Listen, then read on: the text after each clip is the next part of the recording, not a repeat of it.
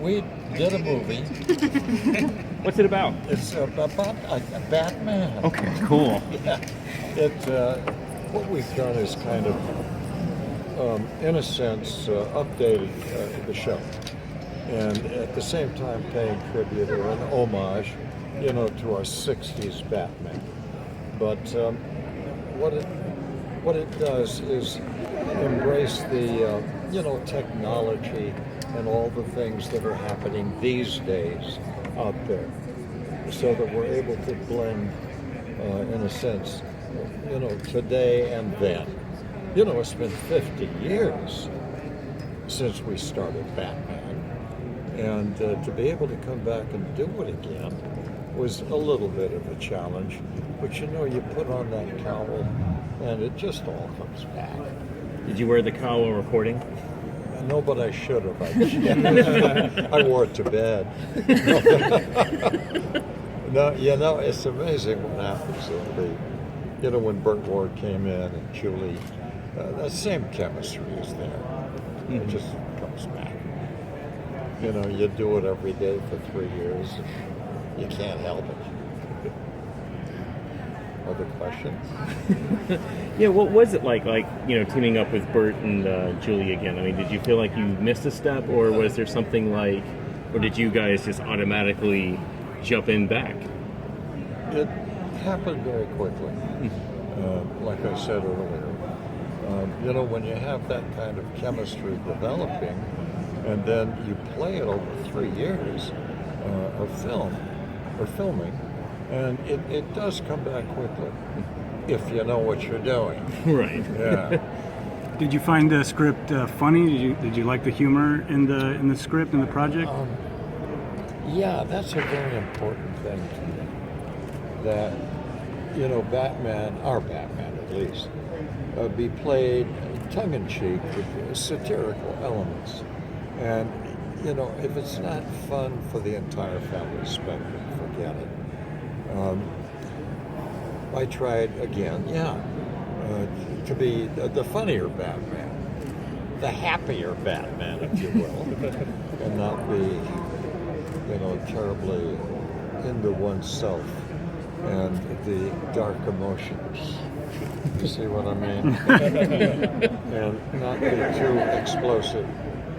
And I think that's the reason, basically, that we've, I think, had the longevity. We've been able to last that long because we played that whole spectrum for the family, And you guys know more about it than I do, really. You're critics, I'm not. I just do it. What do you think of the Lego Batman movie? It's like another comedy Batman. Very interesting. Is that the one I voiced?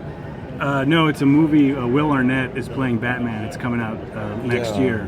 Yeah, I thought I voiced one of them. You did do one. Video game. Yes, you did the video there we game. Go. Yeah. I don't even think about it. Send the check. That's about it. So, can you tell us a little bit about the story about the movie and how it takes place and how it fits into this world that you mentioned that's kind of contemporary but still mixed in with your '66 sensibility? That's a good question. Are you going to see the movie tonight? No, my coworker is. I have to cover something else, so I'm giving him my pass. Oh, it's very generous. I'm selfless like that, so yeah. Well, one of the more elusive, plot points would be in the narrative. It would be, Batman and Robin in space. Now, I know I'm a little spacey, but this gave us a chance to do something highly imaginative and a fantasy within the technical boundaries of what's really happening out there now. And so that's just another way we updated it, if you will. But the humor, I think, and the charm for children remains pretty much the same. We didn't want to lose that. we wanted those little victims in the audience. You're teaming up with a lot of contemporary comedians for this bit too. Was it an ensemble cast, or did you all record separately? In this case, it was separately. Okay. Now, I do the same thing with Family Guy and some of the other things that I do. And it's okay to do that if it's a project that you're very familiar with. But if it's some new feature animations, it's kind of good to go in and do scenes with the people. But in this case, in many cases, they animate based on the way you perform in front of the mic and what your interpretation physically might have been. But in this case, what we did, we had to lip sync or match the animation, which is okay too, if you know what you're doing. And I love it. I like the animation and voiceover work, because you don't have to get all gussied up and made up. Like now. Yeah. Your pocket square's on point. So Wait a minute, yeah. you didn't. Oh, you son of a Nice.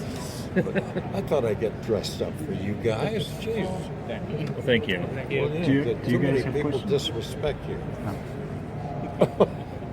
That was the lead line for you to come back. It is fun to be here. This is a lot of work for them, but I can only say one thing. They're paying me so well. The fools. Go ahead. How does it feel like knowing that even after 50 years, like they always come back to Batman 66? Like we have that comic books, we have the cartoon, like that it's still there. Yeah, those are mixed feelings with me, because even though I've done a lot of other things, and I started playing cowboys and spirits and lawyers and whatever, and then Batman, and it became so big that to go back to it was a nice feeling. But the mixed feeling part of it is that, oh my God, here I am getting nailed again to one role. But what really made that easier for me is the fact that, after 5 or 10 years of doing stupid movies and, trying to do other things, it became very apparent to me that people love Batman. And if you people love Batman, why shouldn't I? So I kind of fell in love all again with it. And it remains that way. I am the luckiest actor alive. Come on. With But I'm still milking this. With the glut of superhero movies out, would you be interested in playing another superhero? Well, no, I think it might be more appropriate. Well, yeah, the Gray Ghost. Oh, that's a great character. Yeah, people keep asking me about doing that, and either that or playing Batman's father, who suddenly materializes one dark, stormy night, coming through the library window. when the younger Batman is just totally baffled and frustrated by whatever crime is happening. What's happening here? Do you have a question? Oh, yeah. I was going to ask you, do you feel like you play Batman differently now than you did back then after all of your life experiences? Yes. In this film, yes, very good. I play it a little more, what they say in jazz. If, hey, that's straight ahead jazz, man. Yeah, I play it more straight ahead. Less nuance. Less satirical tongue-in-cheek. And I figured if I did that, and our director liked the idea very much, that it would, really bring in the kids again. And, for the most part, I think this animated film of ours has really been done, mostly for kids. And it'll be announced this evening that we have something else happening, and you guys might be amazed that I still have this happening. But it'll. The kids will love this one. Not that it laughs from the adults too, some tongue in cheek, satirical elements. What some of the media used to call a term of convenience, camp. I never knew what camp meant. Wait a minute. In Roman times, what did camp mean? It meant the prostitutes who followed the Roman legions. They were called camp. Wait a minute, that's not me.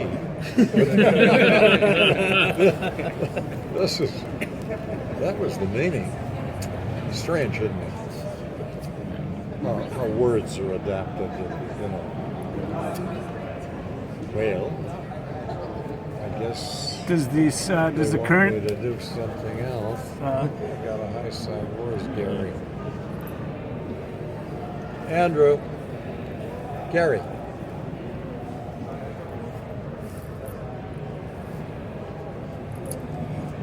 Gary thinks he's the star here. He's not even offering you to block out the sun for you or anything. I know.